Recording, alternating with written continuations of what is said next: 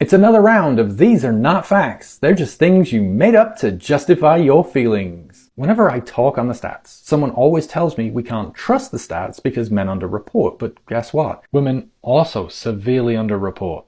Less than a quarter of all assaults are reported. But the good news, however, is that we do have data on unreported SA. Before we take a look at that data, however, we first need to take a moment to fully appreciate what it is that you're asking. Because if we're going to look at unreported SA, we aren't validating or verifying those victims' claims. We are accepting their claims of assault based only on their word. We are choosing to believe the claims of all victims are truthful.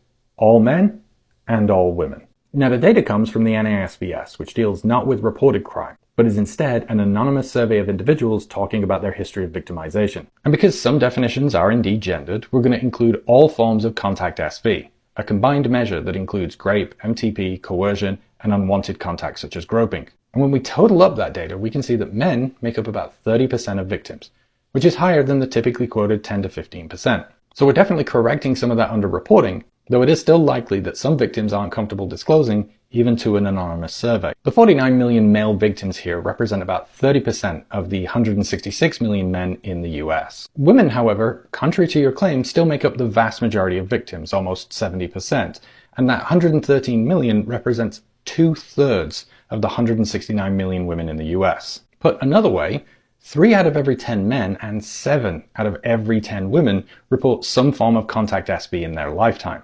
Okay, so we're confident that we've taken care of the underreporting. Now let's look at perpetrators. Most victims, 80%, report male perpetrators, with less than 20% reporting female perpetrators. And what that works out to is that 99% of female victims report only male perpetrators. Female victims reporting female perpetrators make up less than 1%. Meanwhile, for men, 2/3 report contact SV by female perpetrators. 1/3 report male perpetrators. Visualized this way, you can see what men perpetrating contact SV at 4 times the rate of women looks like. And the vast majority of those perpetrators will face no consequences for their actions. The problem of underreporting is huge.